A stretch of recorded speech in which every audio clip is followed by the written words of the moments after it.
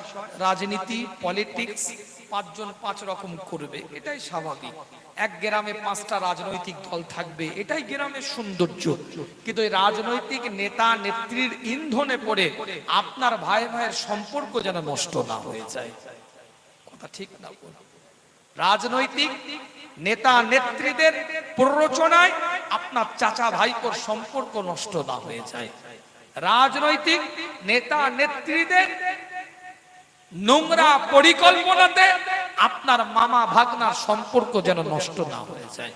গ্রামে পাঁচটা রাজনৈতিক দল থাকবে, যে যার জায়গা থেকে যে যার মতন চিন্তাধারা নিয়ে, আইডিওলজি নিয়ে কাজ করবে। যার চিন্তাধারা চেতনা যার ভাল লাগবে তার সাথে সে থাকবে। এখানে আমাদের কোনো প্রশ্ন চিহ্নিত করারও কিছু নেই, বলারও কিছু নেই। কিন্তু আপনার এলাকা, মহল্লা, এলাকাটা, মহল্লাটা আপনার একটা পরিবারের মতন।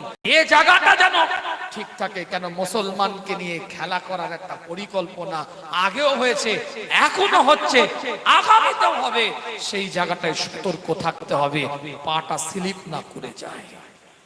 যার জান যাবে তার পরিবারেরই যাবে। কে কার করবে? ও দুদিন এসে চোখ দিয়ে কোন রকমের পানি এইভাবে বের করবে কি বের করবে না, তারপরে যার যাবার তার চলে যাবে।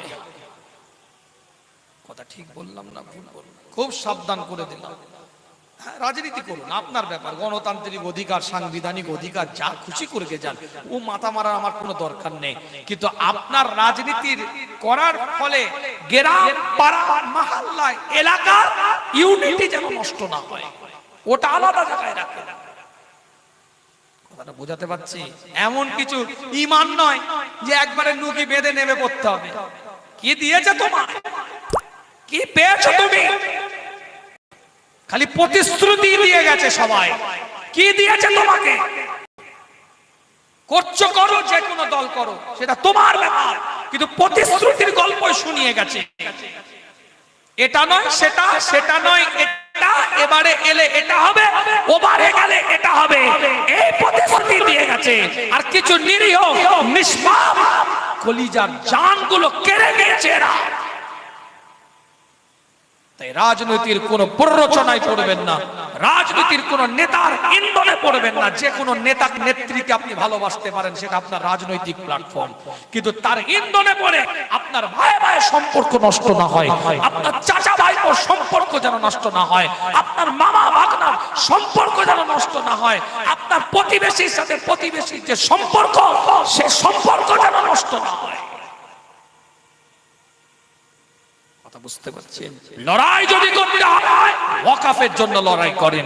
লড়াই যদি করতে হয় জান দিয়ে, কলিজা দিয়ে, রক্ত দিয়ে মসজিদের জন্য করেন, মাদ্রাসার জন্য করেন, কবরস্থানের জন্য করেন, ঈমানের জন্য করেন, টুপির জন্য করেন, দাড়ির জন্য করেন, মুসলমান ঈমানদারের জন্য লড়াই করেন। আল্লাহ পাক কবুল করেন। সকলে বলেন আমিন। ব্যাখ্যা ভুল নেবেন না। আমি কোন রাজনৈতিক কথা জলসার মাহফিলে বলি না, বলাটাকে অপছন্দ করি। কথা বুঝতে পারছেন? এটা কোনো রাজনৈতিক কথা নয়, এটা আমার ফুরফুরা সিলসিলা মানুষ, আমার এলাকার, আমার ভালোবাসার মানুষগুলোকে সতর্ক করার দায়িত্ব, তাই সতর্ক করলাম। আমি কারো দালালি করিনি, করছি না, আগামী তো করব না। দালালি যদি করতে হয় মুজাদ্দেদে জামানের মাসলাকের দালালি আগেও করেছি, এখনো করছি, আগামীতেও করব। শরীরে এক ফোঁটা রক্ত থাকতে। ভাই এসেছে, আলোচনা করবে, দু একটা কথা দাঁড় করিয়ে বলে ফেললাম। প্রয়োজন আছে, দরকার আছে, এই সেন্সে আল্লাহ পাক কবুল করেন। সকলে বলেন আমিন। আবেগ, দরদ, ভালোবাসা নিয়ে সালাতুস সালাম পাঠ